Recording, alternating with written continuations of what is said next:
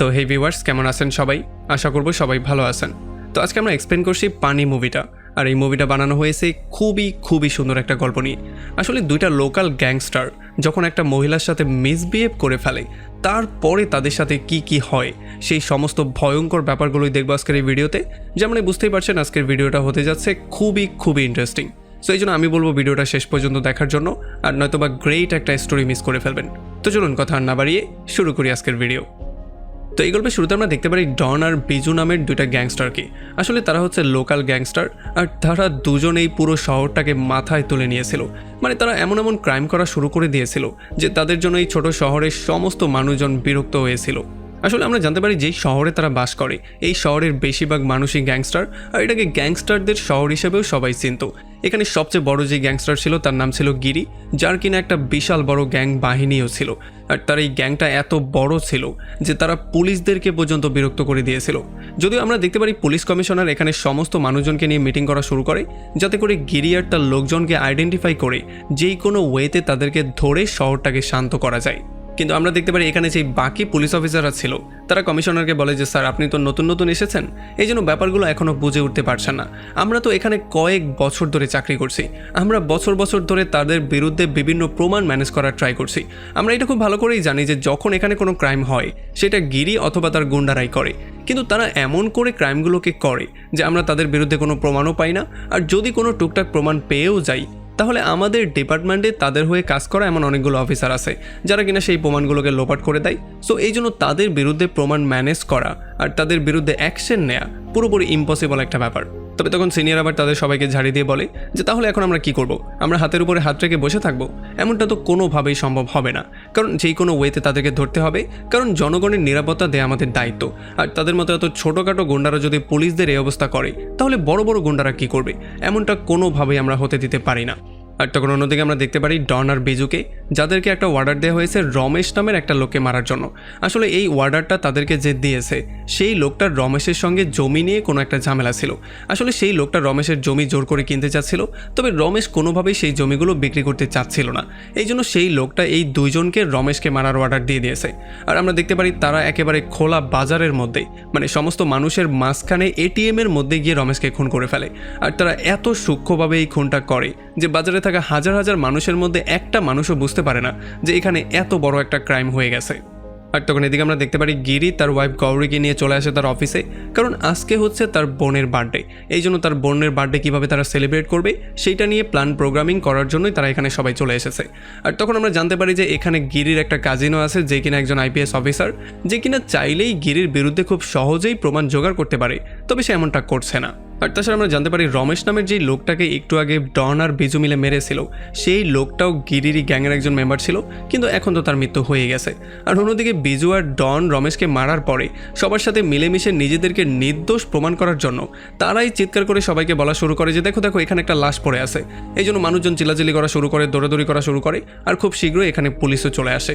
আর police যখন এসে ব্যাপারগুলোকে ইনভেস্টিগেশন করার ট্রাই করে, তখন তারা জানতে পারে যে এই এটিএমটা কয়েক মাস ধরে বন্ধ পড়েছিল, এই জন্য এখানে ক্যামেরার কোনো ব্যবস্থাও ছিল না।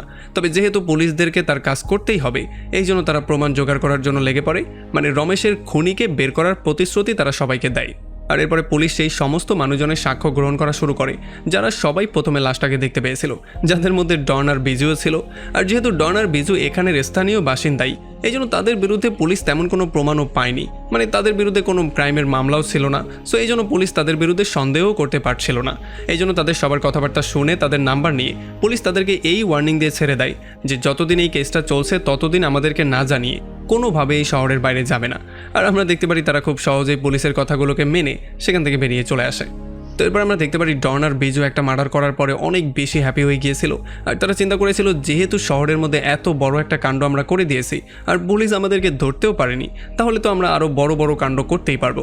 এরপরে তারা সোজা চলে আসে শপিং মলের মধ্যে, আর দ্রুত তারা যার কাপড় চেঞ্জ করে নেয়, যাতে করে কেউ তাদেরকে খুব সহজে চিনতে না পারে। আর এরপরে যখনই তারা সুপার শপের মধ্যে আসে কিছু কেনাকাটা করার জন্য, তখনই তারা দেখতে পারে গৌরী এখানে কিছু কেনাকাটা করছিল। আর যখনই ডনের নজর গৌরীর উপরে পড়ে, তখন সে তাকে খুবই বাজেভাবে দেখা শুরু করে।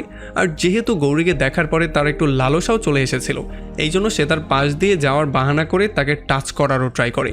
তবে এইটা যখনই গৌরী বুঝতে পারে তখন তার মাথা এতটাই গরম হয়ে যায় যে সে ডনকে জোরে একটা চড়ই মেরে দেয়। এখন যদিও একটা চর খাওয়ার পরে ডন আর বুঝি সেখান থেকে বেরিয়ে চলে যায়, আর গৌরীও এখান থেকে এইদিকে চলে আসে। তবে ডন আর বুঝি এই ব্যাপারটা জানতো না যে তারা নতুন শহরে এসে এমন একজনের সাথে পাঙ্গা নিয়ে ফেলেছে যে কিনা এই শহরের সবচেয়ে বড় ডন। এখন এখানে দুইটার একটা রেজাল্টই হতে পারতো। যদি তারা সবচেয়ে বড় ডনের সঙ্গে পাঙ্গা নিয়ে তাকে মেরে ফেলতে পারে তাহলে তারা হয়ে যাবে সবচেয়ে বড় ডন, আর নয়তোবা তাদের ক্যারিয়ার শুরু হওয়ার আগেই শেষ হয়ে যেত। আর আমরা দেখতে পারি এদিকে যখন গৌরী প্রচণ্ড মন খারাপ করে সেখান থেকে চলে যাচ্ছিল তখনই এখানে গিরি চলে আসে। আর গিরি যখন তার ওয়াইফের মন খারাপ দেখতে পারে তখন সে কারণ জিজ্ঞেস করে, আর তখন গৌরী তাকে সমস্ত ব্যাপারগুলো ক্লিয়ার করে বলে। আর এগুলো শোনার পরে তো গিরির মাথা প্রচণ্ড গরম হয়ে যায়। সে চিন্তা করে এই শহরের মধ্যে কার এত বড় সাহস যে আমার ওয়াইফের গায়ে হাত দেওয়ার স্পর্ধা করে। এই জন্য সে প্রচণ্ড মাথা গরম করে গিয়ে তাদের দুজনকে আচ্ছা রকম ধলাই করা শুরু করে। আর তাদের দুজনকে এত বেশি পেটায় যে তাদের হাড্ডি মাংস পুরো গুঁড়ো গুঁড়ো করে ফেলে। আর তাছাড়া সে এখানেই শান্ত হয় না, সে বরং ডন যেই হাত দিয়ে তার ওয়াইফকে টাচ করেছিল সেই হাতটা পর্যন্ত ভেঙে ফেলে। আর এইটা করার পরে সে সেখান থেকে তার ওয়াইফকে নিয়ে বেরিয়ে চলে যায়। যদিও গিরির মনে হচ্ছিল যে এই জিনিসটা এখানেই ক্লোজ হয়ে যাবে, তবে সে এই ব্যাপারটা জানতো না যে এই ছোট্ট একটা কাজের জন্য তাকে কত বড় একটা পরিণতি ভোগ করতে হবে। আর এদিকে পরের সিনে আমরা দেখতে পারি রমেশের অন্তিম সংস্কার করা হচ্ছিল, আর এখানে গিরিও উপস্থিত ছিল। রমেশের একটা বড় ভাইও ছিল যে কিনা তাদের সবাইকে এখানে চিৎকার করে বলে যে রমেশ খুবই ভালো একটা মানুষ ছিল, তার কাছে অনেক টাকা পয়সা ছিল, অনেক জমি ছিল। আমার মনে হচ্ছে টাকার জন্যই কেউ তাকে খুন করিয়েছে। বেচারা তো বিয়ে পর্যন্ত করেনি, একা একাই জীবনটাকে পার করছিল, কিন্তু তার জীবনটা এত দ্রুতই সমাপ্ত হয়ে গেল। আর তখন এদিকে আমরা দেখতে পারি ডন আর বিজু সোজা চলে আসে হসপিটালে। আসলে গিরির কাছে মার খাওয়ার পরে তাদের অবস্থা এতটাই জঘন্য হয়ে গিয়েছিল যে তাদেরকে বাধ্য হয়েই হসপিটালে ভর্তি হতে হয়েছিল। আর যখন হসপিটালে তারা চিকিৎসা নিচ্ছিল তখন তাদের সঙ্গে দুইটা লোক মিট করতে চলে আসে। আসলে এই দুইটা লোকই ছিল সেই দুইটা লোক যারা কিনা রমেশকে মারার সুপারি তাদেরকে দিয়েছিল। আসলে তখন আমরা জানতে পারি যে এই দুইটা লোক হচ্ছে গিয়ে রমেশের বড় ভাইয়ের ছেলে। আসলে যেহেতু রমেশের কাছে অনেক সম্পত্তি আর অনেক টাকা পয়সা ছিল, এই জন্য তারা এই ডন আর বিজুর মাধ্যমে রমেশকে খুন করিয়ে দিয়েছে। কারণ যেহেতু রমেশের কোনো ফ্যামিলি নেই, এই জন্য রমেশের মৃত্যুর পরে সমস্ত সম্পত্তি আর সমস্ত টাকা পয়সা এখন তার ভাইয়ের কাছে চলে আসবে, মানে তাদের বাবার কাছে চলে আসবে। আর যখনই তাদের বাবার নামে সমস্ত সম্পত্তি আর টাকা পয়সাগুলো চলে আসবে তখন তারা দুই ভাই তাদের বাবাকেও মেরে ফেলবে, যাতে করে সম্পত্তিগুলো সমস্ত তাদের দুজনের মধ্যে চলে আসে। মানে এই কথাবার্তাগুলোর মাধ্যমে আমরা এই ব্যাপারটা ক্লিয়ারলি বুঝতে পারি যে আসলে তারা দুই ভাই কতটা ভয়ঙ্কর আর কতটা জঘন্য। এই জন্যই তারা 10 লাখ টাকার বিনিময়ে ডন আর বিজুকে অন্য শহর থেকে এই শহরে নিয়ে এসেছিল, যাতে করে তাদের আপন চাচাকে তারা খুন করাতে পারে। এখন যেহেতু তারা তাদের কাজটা খুবই সহজে কমপ্লিট করে ফেলেছে, এই জন্য তাদেরকে টাকাগুলো দিয়ে দেওয়া হয় আর তাদের এখান থেকে চলে যাওয়ারও কথা ছিল। তবে আমরা দেখতে পারি যে গিরির কাছে মার খাওয়ার পরে সমস্ত হিসাব নিকাশগুলো বদলে গিয়েছিল। এখন তারা কোনোভাবেই শহর ছাড়তে চাইছিল না, কারণ যখনই তারা চোখ বন্ধ করছিল তখনই তারা গিরির লাথি ঘুষিগুলো অনুভব করতে পারছিল। এই জন্য ফাইনালি তারা দুজন মিলে সিদ্ধান্ত নেয় যে এই শহর ছেড়ে যাওয়ার আগে আমরা গিরির এমন ভয়ঙ্কর অবস্থা করব যাতে করে গিরি কোনোদিনও আমাদের সাথে কথা বলার সাহস পর্যন্ত না পায়, তার জীবন আমরা জাহান্নাম করে দেব। এই জন্য প্রথমেই তারা সিদ্ধান্ত নেয় তারা গিরির ঘরটাকে খুঁজে বের করবে, কারণ গিরির সম্পর্কে অনেক তথ্য তাদের কালেক্ট করতে হবে। গিরি কোথায় থাকে এই ব্যাপারটা তারা প্রথমে বের করার ট্রাই করে। আর তাদেরকে খুব বেশি একটা পরিশ্রমও করতে হয় না, কারণ যেহেতু গিরি অনেক বড় একটা গ্যাংস্টার, এই জন্য সবাই তার ঘরটা খুব ভালো করেই চেনে। আর খুব সহজে তারা দুজন তার ঘরটা খুঁজে পেয়েও যায়। তো এরপরে তাদের বাড়ির বাইরে ঘুরে ঘুরে তারা গিরির উপরে নজরদারি করা শুরু করে। আর যখন দুপুরবেলা তারা দেখতে পারে যে গিরি কোনো একটা কাজে বাইরে গিয়েছে আর ঘরের মধ্যে গৌরী একা আছে, তখন তারা এই সুযোগটা নিয়ে সোজা ঘরের মধ্যে চলে আসে। আর তারা এসেই গৌরীকে ধরে গৌরীর কাপড় খুলে তার কাপড় দিয়েই তার হাতটাকে বেঁধে ফেলে। আর এরপরে ডন গৌরীকে বলে যে তোমার জামাই আসলে আমাদের উপরে হাত তুলে একেবারেই ঠিক কাজ করেনি, আমাদের উপরে হাত তোলার পরিণাম কতটা ভয়ঙ্কর হতে পারে সেই ব্যাপারটা এখন তুমি হারে হারে টের পাবে, আর এই সমস্ত ব্যাপারগুলো তুমি নিজের চোখে দেখতেও পারবে। তো এরপর আর কি হওয়ার ছিল, তারা দুজন মিলে তার সঙ্গে সেই সমস্ত জঘন্য কাজগুলো করে যেগুলো করলে একটা মেয়ে অপমানিত হতে পারে। আর এই সমস্ত ব্যাপারগুলো সহ্য করতে না পেরে গৌরী চিৎকার করে করে সাহায্য চাইছিল, তবে যেহেতু ঘরের মধ্যে কেউই ছিল না এই জন্য তাকে সাহায্য করার জন্য কেউ আসতেও পারছিল না। আর যখন তারা তাদের সমস্ত কাজকর্ম সম্পন্ন করে সেখান থেকে বেরিয়ে চলে যায় আর একটু পরে গিরি ঘরে চলে আসে, তখন সে পুরোপুরি শক্ট হয়ে যায়। মানে যখন সেই সমস্ত ঘটনাগুলো শুনতে পারে আর দেখতে পারে। আর গৌরীও তাকে সমস্ত ব্যাপারগুলো ক্লিয়ার করে জানিয়ে দেয় যে মলের মধ্যে সেই দিন যেই দুইটা ছেলে আমাকে ব্যাটাস করেছিল, আজকে সেই দুইটা ছেলে এসেই আমার সঙ্গে এই কাজগুলো করেছে। আর তারা বারবার করে বলছিল সেই দিন তুমি তাদের উপরে হাত তুলে একেবারেই ঠিক কাজ করনি। আর এইটা ছিল প্রথমবার যখন কিনা গিরির সাথে কেউ পাঙ্গা নিয়েছিল, কারণ এর আগে সবাই তার নাম শুনেই তাকে প্রচণ্ড ভয় পেত। আর তাছাড়া এখন তো তার মাও তাকে এটা বলে দিয়েছে যে দেখো তারা যেই কাজগুলো করেছে এইটার জন্য তারা কোনোভাবেই ভালো একটা মৃত্যু ডিজার্ভ করে না, তাদেরকে তুমি জঘন্য রকম করে মৃত্যু দিবে, কারণ এই কাজের শাস্তি জঘন্য মৃত্যুই। আর আমরা গিরিকে দেখে বুঝতে পারি সে প্রচণ্ড রাগের মধ্যে ছিল, আর তাছাড়া তার চোখে মুখে আমরা প্রতিশোধের নেশায় স্পষ্ট দেখতে পারি।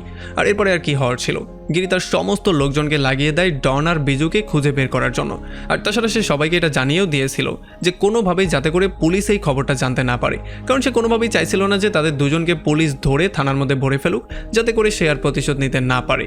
সে চাইছিল যাতে তারা তাকে ধরে নিয়ে আসে আর সে নিজের হাত দিয়ে তাদের দুজনকে একটা জঘন্য মৃত্যু দিতে পারে। আর যখন গিরির সমস্ত গুন্ডাপান্ডারা পুরো শহরের মধ্যে গিরি আর ডনকে খুঁজে বেড়াচ্ছিল আর মানুষজনকে জিজ্ঞাসাবাদ করছিল, তখন আমরা জানতে পারি যে পুলিশের সোর্সও ওই ব্যাপারটা জেনে যায়। এই জন্য পুলিশের হায়ার অথরিটি পর্যন্ত খবরটা চলে যায়। এই জন্য তারা ফাইনালি সিদ্ধান্ত নিয়ে ফেলে যে ডন আর বিজুকে যতক্ষণে গিরির লোকজন খুঁজে বের করবে তার আগে তারা তাদেরকে খুঁজে বের করে ফেলবে, যাতে করে ডন আর বিজুকে কোনোভাবেই গিরি মারতে না পারে।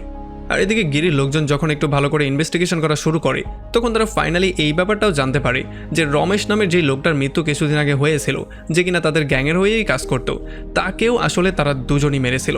তারা ভিন্ন শহর থেকে সুপারি নিয়ে এখানে এসেছিল রমেশকে মারার জন্য। আর এগুলো জানার পরে তো তাদের মাথা প্রচণ্ড গরম হয়ে যায়, আর তারা ফাইনালি ডনের গ্রামের অ্যাড্রেসটাও পেয়ে যায়। তবে বিজুর কোনো খোঁজখবর ছিল না, সে কোথায় থাকে কী করে এগুলো কিছুই জানতে তারা পারছিল না। এই জন্য গিরির লোকজন সোজা চলে আসে ডনের গ্রামে তাকে খুঁজে বের করার জন্য। তবে যখন এখানেও এসে তারা তাকে পায় না, তখন তারা ডনের বাবাকেই গাড়িতে তুলে সেখান থেকে নিয়ে যায়। ডনের বাবা এগুলো দেখার পরে পুরোপুরি শক্ট হয়ে গিয়েছিল। সেও বুঝতে পারছিল না যে আসলে তারা কারা, কেন আমাকে নিয়ে যাচ্ছে, আমার সাথে কি করবে, আসলে আমাকে কিডন্যাপই বা কেন করছে। আর এই জন্য গিরির লোকজন তাকে এই ব্যাপারটা ক্লিয়ার করে জানিয়ে দেয় যে তার ছেলে আসলে কি করেছে আর কার সাথে সে পাঙ্গাটা নিয়েছে। এগুলো শোনার পরে ডনের বাবাও পুরোপুরি শক্ট হয়ে যায়। সে বলে যে আমি তো আমার ছেলেকে শহরে পাঠিয়েছিলাম কাজ করার জন্য, এখন আমি জানি না সে আসলে কি করছে। আর তাছাড়া ডনের বাবাও এখন জানতো না যে ডন কোথায় আছে, এই জন্য সেও তাদেরকে কোনো ইনফরমেশন দিতে পারছিল না। তবে যেহেতু তার বাবার মাধ্যমে তাকে খুঁজে বের করা সম্ভব ছিল, এই জন্য তারা তাকে ধরে সোজা গিরির কাছে নিয়ে আসে। আর গিরির কাছে এনে তারা ডনের বাবার মোবাইলের মাধ্যমেই ডনকে কল দেয়। আর যখনই ডন ফোনটা পিক করে তখন আমরা দেখতে পারি গিরির ছোট ভাই ডনের বাবাকে মারতে মারতে ফোনের মধ্যেই তার আওয়াজটা তাকে শোনায়। আর তাকে বলে যে এখন তো শুধু মেরেছি, যদি তুই সময় মতো এখানে না আসিস তাহলে তোর বাবাকে আমি এখানেই শেষ করে দেব। আর তুই যার সাথে পাঙ্গা নিয়েছিস, তুই যদি কবরের মধ্যে গিয়েও লুকিয়ে পড়িস তবুও সে তোকে সেখান থেকে টেনে বের করবে। সো এই ব্যাপারটা মাথার মধ্যে ঢুকিয়ে নেয় আর খুব দ্রুতই এখানে চলে আয়, নয়তো তোর বাবা কিন্তু শেষ। আর এগুলো শোনার পরে তো ডনের মাথা প্রচণ্ড গরম হয়ে যায়। সে চিন্তা করে গিরির ভাইয়ের এত সাহস কোথা থেকে আসলো, সে কিভাবে আমার বাবার গায়ে হাত তুলতে পারলো, শত্রুতা তো আমার সঙ্গে ছিল, সে এটার মধ্যে ফ্যামিলিকে কেন টেনে আনলো। যেহেতু সে ফ্যামিলিকে টেনে নিয়েই এসেছে, তাহলে এখন আমি গিরির আশেপাশের যত মানুষজন আছে মানে তার ক্লোজ সবাইকে এক এক করে শেষ করে দিব। আর এগুলো বলার পরেই আমরা দেখতে পারি ডন আর বিজু প্রচণ্ড রাগের মাথায় এসে তাদের মোবাইলগুলো ছুঁড়ে ফেলে দেয়, যাতে করে তাদের মোবাইলগুলো ট্রেস করে তাদেরকে বের করা সম্ভব না হয়। আর এদিকে গিরির ভাই দেবা খুবই রিল্যাক্স হয়ে গিয়ে বাসায় শুয়ে পড়ে, কারণ সেই ব্যাপারটা খুব ক্লিয়ারলি জানতো যে ডন তার বাবাকে সেভ করার জন্য এখানে অবশ্যই আসবে, আর তখন আমরা সুযোগ বুঝে তাকে সেখানে ধরে ফেলবো। আর আমরা দেখতে পারি তার এই চিন্তাটা সত্যিও হয়, ডন তার বাবাকে সেভ করার জন্য এখানে চলেও আসে, তবে সে ভয় পেতে পেতে আসে না, বরং সে ভয় পাওয়ানোর জন্য আসে। যখন দেবা শুয়েছিল তখন ডন আর বিজু তার ঘরের মধ্যে এসে তার শোয়া অবস্থায় তার চারো হাত পা বেঁধে ফেলে আর তাকে থাপ্পড় দিতে দিতে ঘুম থেকে তোলে। আর এরপর সে তাকে বলে যে আমি তোকে বারবার করে এই ব্যাপারটা জানিয়ে দিয়েছিলাম যে আমার ম্যাটারের মধ্যে আমার বাবাকে কোনোভাবেই টেনে আনবি না, তবে যেহেতু তুই তারপরও আমার কথা শুনিসনি, তো এখন তো এটার ফল তোকে ভোগ করতেই হবে। আর এইটা বলেই সে তাকে শ্যুট করে সেখানে মেরে ফেলে। আর এরপর সে আর বিজু সেখান থেকে বেরিয়ে চলে যায়। আর একটু পরে যখন গিরি এই ব্যাপারটার খবর পেয়ে যায় তখন সে দৌড়ে চলে আসে তার ভাইকে দেখার জন্য, কিন্তু সে এসে দেখতে পারে ততক্ষণে অনেকটা দেরি হয়ে গেছে, কারণ এতক্ষণে তার ভাইয়ের মৃত্যু হয়ে গেছে। এখন এগুলো দেখার পরে গিরিও এই ব্যাপারটা কোনোভাবেই বুঝতে পারছিল না যে এই 2 টাকার গুন্ডাগুলোর মধ্যে এত সাহস কোথা থেকে আসলো। তারা প্রথমে তার ওয়াইফের সঙ্গে মিসবিহেভ করলো, তারপর তার ওয়াইফকে তারা রেপ পর্যন্ত করলো, এখন আবার তার ভাইকেও তারা মেরে ফেলেছে। এই সমস্ত ব্যাপারগুলোতে তার মাথা প্রচণ্ড গরম হয়ে যায়। আর এইবার সে ফাইনালি সিদ্ধান্ত নিয়ে ফেলে যে আমি যেই কোনো ওয়েতে তাদেরকে খুঁজে বের করব, কিন্তু এইবার তাদেরকে আমি মারবো না, তাদেরকে আমি এমন ভয়ঙ্কর শাস্তি দিব যেটা মৃত্যুর চেয়েও ভয়ঙ্কর হবে। আর এদিকে যেহেতু দেবার কেসটা এতক্ষণ পর্যন্ত মিডিয়াতেও চলে এসেছে, এই জন্য পুলিশ ওই খবরটা পেয়ে যায় আর পুলিশও এই কেসটার মধ্যে ইনভলভ হয়ে যায়। আর যেহেতু দেবার খুন হয়ে গেছে, এই জন্য তারাও ডন আর গিরিকে ধরার জন্য উঠে পড়ে লেগে যায়। তবে আমরা দেখতে পারি যে এলাকার যত মানুষজন ছিল তারা সবাই খুবই হ্যাপি ছিল, কারণ তাদের কথা ছিল যে যেই মরুক, গুন্ডা তো মরছে, আস্তে আস্তে করে গুন্ডাগুলো মরলে শহর থেকে গুন্ডা রাজত্ব চলে যাবে আর আমরা একটু শান্তিতে বসবাস করতে পারবো। তবে তারা এই ব্যাপারটা জানতো না যে যদি আসলে গিরির মৃত্যু হয়ে যায় তাহলে ডন আর বিজু তাদেরকে শান্তিতে ঘুমাতে পর্যন্ত দিবে না। কারণ বিজু গুন্ডা হলেও সে তো শুধুমাত্র তার শত্রুদের সঙ্গেই পাঙ্গা নেয়, কিন্তু ডন আর বিজু শুধুমাত্র টাকার জন্য নিরীহ মানুষদেরকে পর্যন্ত খুন করে। আর তখন এদিকে আমরা দেখতে পারি গিরির ভাইয়ের মৃত্যুর পরে গিরি প্রচণ্ড আপসেট হয়ে তার বাসার দিকে ব্যাক করছিল। তবে রাস্তায় তারা দুজন লুকিয়েছিল গিরির যাওয়ার জন্য, আর তারা লুকিয়েই গিরির উপরে আক্রমণ করে দেয়। মানে দূর থেকেই তারা গুলি করা শুরু করে যাতে করে গিরিকেও তারা মারতে পারে। কয়েকটা গুলি তো গিরির গায়ের মধ্যেও গিয়ে লাগে, কিন্তু তার মৃত্যু সেখানে হয় না।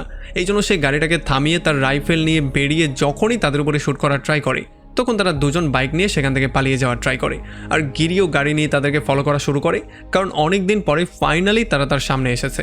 সো এত সহজে তো তাদেরকে যেতে দেওয়া যায় না। যদিও গিরি গাড়ি নিয়ে তাদের সামনে চলে গিয়েছিল, তবে ডন আর বিজু তখনই তাদের বাইক ব্রেক করে রিটার্ন উল্টো ঘুরিয়ে সেখান থেকে পালিয়ে যায়। এখন বাইক তো খুব সহজেই ঘুরিয়ে ফেলা যায়, কিন্তু গাড়িটা ঘোরাতে একটু সময় লাগে। আর যতক্ষণে গিরি গাড়িটা ঘুরিয়ে সামনের দিকে তাকায় ততক্ষণে সে দেখতে পারে ডন আর বিজু সেখান থেকে গায়েব হয়ে গেছে। ডন আর বিজু সোজা বাইক নিয়ে চলে আসে একটা জঙ্গলের মধ্যে, যেখানে একটা খুপড়ি ঘরের মতো ছিল, যেই ঘরের মধ্যেই তারা লুকিয়েছিল। তবে যখনই তারা জঙ্গলে এসে দেখতে পারে খুপড়ি ঘরের লাইটটা জ্বলছে, তখন এই ব্যাপারটা তারা ক্লিয়ারলি বুঝতে পারে যে এই ঘরের মধ্যে কেউ একজন আগে থেকে এসে তাদের জন্য ওয়েট করছে, যে কিনা হয়তোবা তাদের সম্পর্কে সব কিছু জানে, আর নয়তো এই অ্যাড্রেসটা পাওয়ার কোনোভাবেই সম্ভাবনা ছিল না। এই জন্য তারা দুজন বাইক দিয়ে সোজা চলে যায় অন্য কোনো জায়গা খুঁজে বের করার জন্য, যাতে করে এই রাতটা তারা অন্য কোনো জায়গায় পার করতে পারে। মানে আমরা দেখতে পারি যদিও তাদেরকে দেখে বোকাশোকা বলদ টাইপের মনে হয়, কিন্তু তারা খুবই চালাক আর প্রত্যেকটা কাইক তারা হিসাব করে করে দেয়।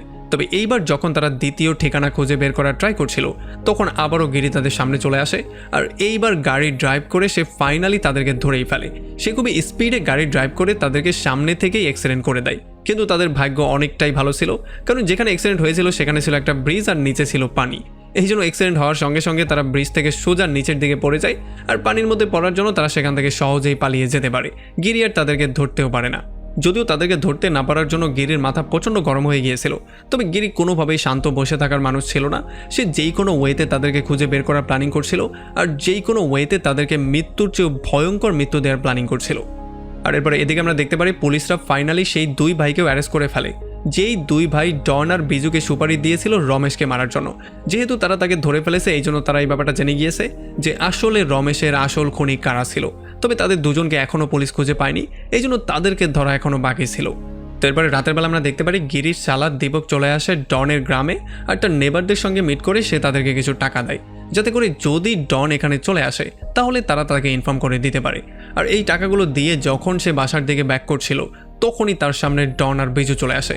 ডন তাকে গান পয়েন্টে নিয়ে বলে যে আমার বাবাকে উঠিয়ে নেওয়ার পরেও তোমাদের মন শান্ত হয়নি, এখন চলে এসেছো আমাদের নেবারদেরকে কেনার জন্য। এত ভীতু কেন তোমরা? যদি সাহস থাকে সরাসরি আমার সঙ্গে ফেস করো না, আমাকে ধরে দেখাও, তাহলে মেনে নেব যে না তোমরা আসলে বড় গুন্ডা। কিন্তু তোমরা তো সেটা করছো না, তোমরা এসেছো নেবারদেরকে কেনার জন্য, যাতে করে লুকিয়ে লুকিয়ে ইনফরমেশন তোমরা নিতে পারো। এইটা বলেই সে চাকু বের করে তাকে চাকু দিয়ে কয়েকবার আঘাত করে আহত করে ফেলে।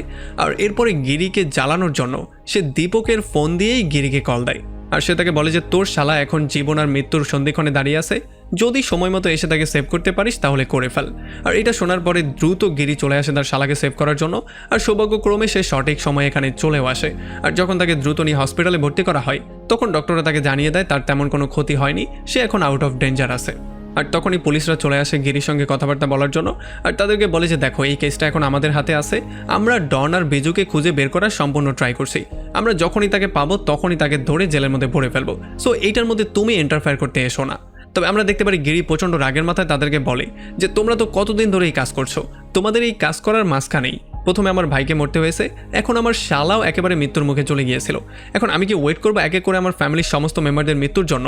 তোমাদের কাজ তোমরা করতে থাকো, আমিও আমার কাজটা করতে থাকি। তুমি এই ব্যাপারটা মাথায় একেবারে ঢুকিয়ে নাও যে যদি তারা আমার হাতে পড়ে যায় তাহলে তাদেরকে আর কেউ বাঁচাতে পারবে না।